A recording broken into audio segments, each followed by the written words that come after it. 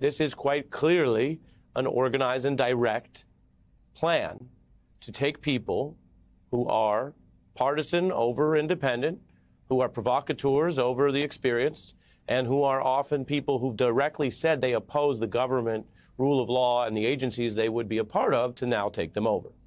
You have RFK, who is not a doctor, has no public health degree, and has no relevant experience to run HHS. That would be a problem, full stop. In other words, before you get to more information, the fact that RFK would be someone who doesn't know how to fly, and you're giving him keys to the plane, and you're saying to the passengers, the country, do you want to get on that plane? Well, in that analogy, inside the United States, that would still be illegal. You can't pilot a plane of other people without a flight license, just like you can't drive without a driver's license, and this is higher stakes than that. So he doesn't have that experience, and that's before you get to all his conspiracy theories, his discredited and disproven materials, things he has said that he's been rebuked by doctors and public health experts for because it has misled people, sometimes to very deleterious effects. Or another pick that Republicans, Wall Street Journal, and others are saying they now oppose. They say it's a bad idea, but it's exactly what Trump has been promising for the last several months on the campaign trail, partisan vengeance. So when Donald Trump tapped a MAGA partisan vengeance warrior in Matt Gaetz to be attorney general, that's exactly what Trump campaigned on. That much is clear. Or a Fox News host at the Pentagon, or a conspiracy theorist to oversee intelligence. These are individuals, some of them who probably wouldn't get a security clearance if they applied for these jobs in the normal course, but they are being rammed in by Donald Trump, and he is daring Republicans, the rest of the country, to push back.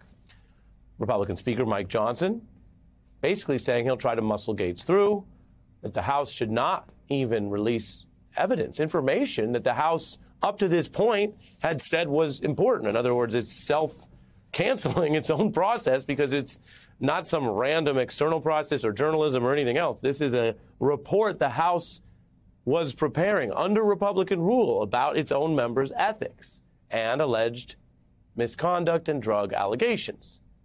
Republicans fighting each other now over this detail over Trump's AG pick.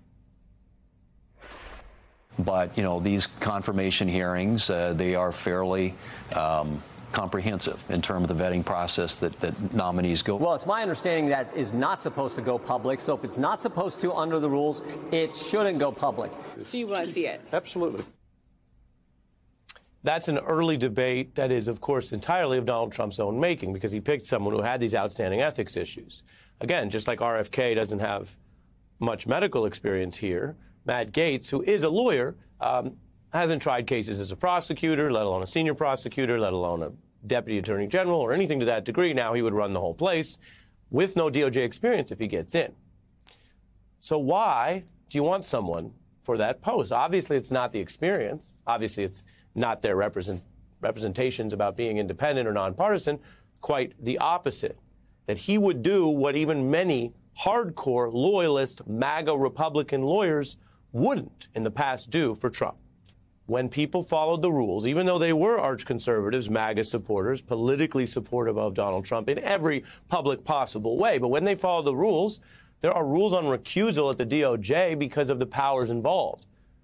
The Justice Department prosecutes cases that can result in capital punishment. If you have a conflict of interest with someone who could be executed by the government, we have very strict rules about that. That's in everyone's public interest. Again, it's not a left or right thing. And it was Jeff Sessions, who was well known as a very conservative senator who became attorney general, that followed that rule that you just saw so upset Donald Trump in the first term. Ditto Bill Barr when he said facts, like Donald Trump lost the election and there was no widespread fraud that interfered with that. That was too far. That one act. It's the same version of DOJ of what politically and ultimately with a coup attempt happened with Mike Pence.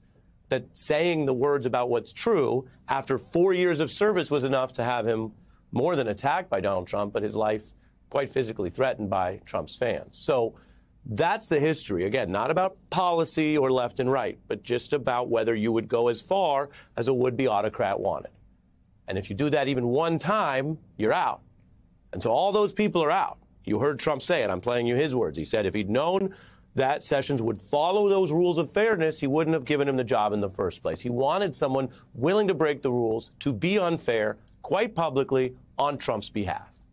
Then take it up to intelligence, the DNI, Tulsi Gabbard. Trump spent his first term, though, feuding with intelligence officials, many of them nonpartisan, but who followed the same types of rules. And that dealt with the Russia probe. Now Trump is tapping someone who doesn't even have the experience in those relevant areas, the intelligence community, and who has oddly and repeatedly gone the other direction of all of the veterans and the people who study this to kind of seemingly coddle or side with Russian interests.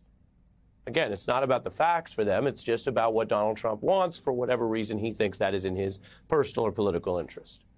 Then you go to the defense secretary. Now, in contrast to RFK, we should note that Pete Hegseth is a veteran, so he has that experience. He served in Iraq and Afghanistan, and many people understandably respect that.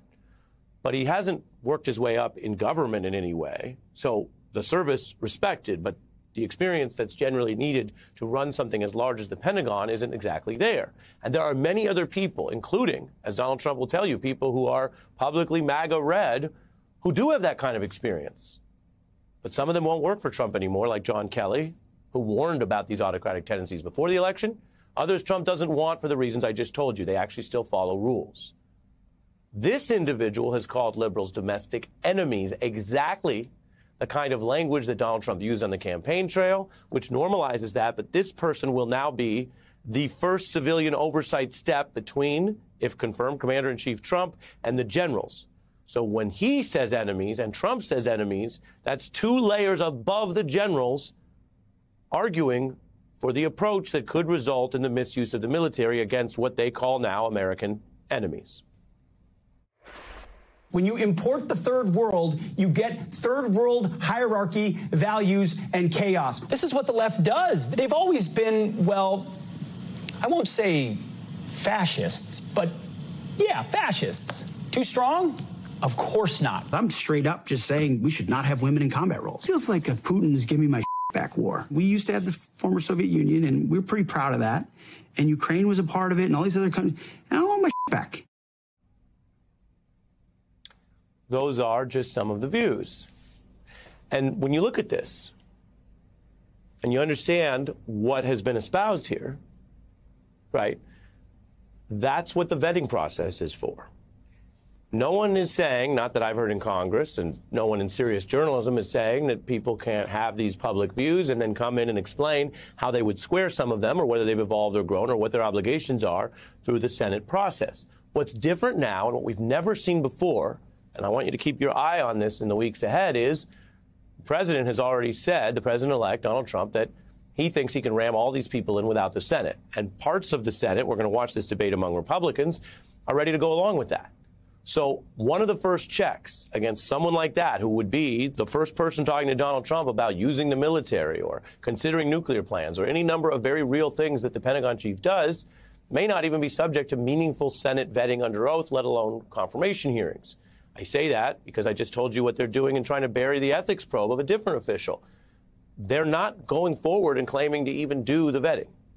Hegseth, also the Pentagon nominee, has talked about the kind of political purging of generals that the Trump transition team is floating in trial balloon leaks about what they might want to take on as new unitary powers for Trump and Trump alone. You got to fire the chairman of the Joint Chiefs, and you got to fire this. I mean, obviously, you're going to bring in a new Secretary of Defense, but any general that was involved, general, admiral, whatever, that was involved in any of the DEI woke, it's got to go. The point here isn't whether they disagree with generals about certain things. He's talking about his allegation that they're too, quote, woke. The point is actually much deeper than that.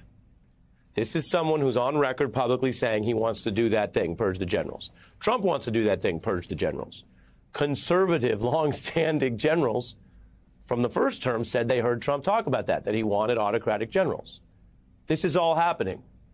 And if there are people on Wall Street who think this is just about tax cuts, well, they're going to learn quickly it's about a heck of a lot more than that to the people in charge. Donald Trump wants that control over the Pentagon. And again, the history is instructive. When he had a different Secretary of Defense, Mark Esper, who spoke out about how Trump wanted to misuse troops, which, again, in any society, the first point of abuse is usually the use of force. That's by the military or the police forces. General Milley warned that Trump was the most dangerous person to this country and a, quote, fascist to the core. He told Bob Woodward that as a kind of pre-election warning. Esper and Trump's chief of staff, Kelly, who I mentioned, have been very clear about that. And so before you listen to this, keep in mind, this is no longer campaign rhetoric. We had an election. The people voted.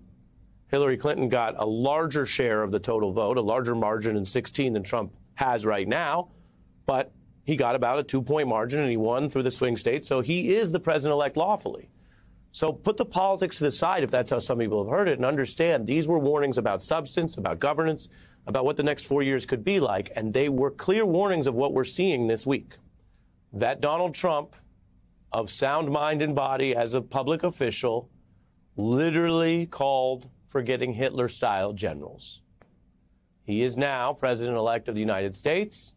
He has picked his team, his military team, his top Pentagon nominee is someone who quite clearly wants to carry out this plan. Purge the generals, get rid of the ones you disagree with, put in the loyalists, so you start there with that type of power. It's not a drill, and it's no longer something you can put in the prism of campaign politics. We're 2 years out plus from another campaign. These are warnings about what's actually happening, who's in place, and whether the Senate and the other powers that be in this country will do anything about it.